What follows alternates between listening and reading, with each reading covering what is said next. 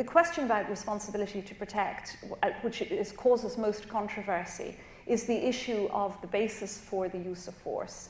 And from my perspective, what I have consistently maintained is, as I've said earlier, that the prohibition on the use of force is clear in the Charter, but there is a permission to use force, and that is where under provisions of self-defence under Article 51, or where the Security Council has so authorised. However, for years, and particularly after Kosovo and after the NATO intervention in Kosovo, there has been a significant body of thought to the effect that humanitarian intervention, even though it doesn't obtain the support and decisions of relevant decisions of the Security Council, is a legal option.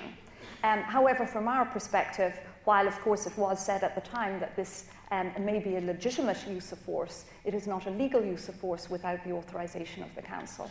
Well, you just were mentioning R2P, or the right to protect, and of course there are three pillars, and without getting too technical, that third pillar does allow for military intervention, but only as a last resort. And given, once again, that it relies on the Security Council when it comes to military action, what effectiveness does R2P have?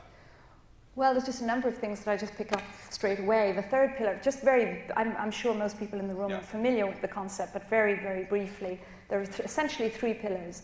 The concept is to focus on the prevention and investigation and prosecution of war crimes, crimes against humanity, genocide, and ethnic cleansing.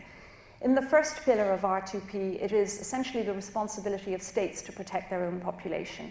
In the second pillar, it's the responsibility of the international community to assist states to protect their populations from these crimes. And in the third pillar is where states have manifestly failed to protect their populations. It's the responsibility of the international community to assist states using the tools of the Charter, and this is the point I'd like to come to, that it's not just Chapter 7 enforcement, collective action, it's collective action including Chapters 6 and Chapter 8 of the Charter.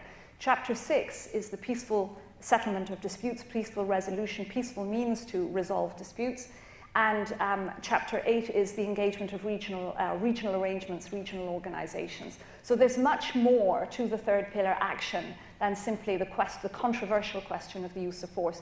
And this is the sort of issue that, while it doesn't hit the headlines every day, is very, very important to bear in mind with regard in particular to the work, and previously the work in Syria and previously the work in Libya, that the amount of diplomatic action, moral and political pressure that is being put unsuccessfully at the moment in Syria, but which is relentlessly being placed. And if I may just say, since you've raised and emphasized the whole issue of Syria, that I think one of the indicative elements now is the fact that 30 years ago, as many, and if not everybody in the room is aware, President Assad's father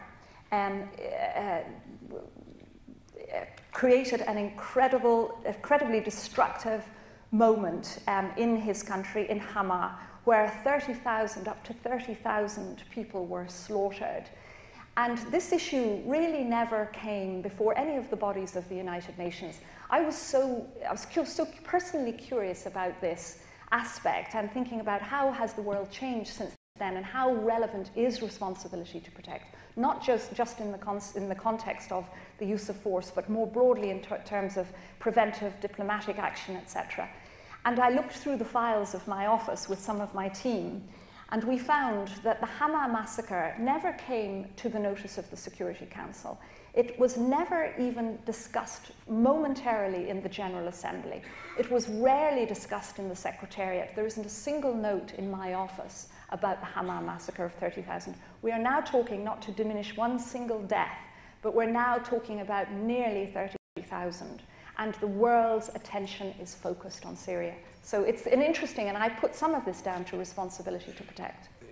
Then doesn't that make inaction even more of a crime?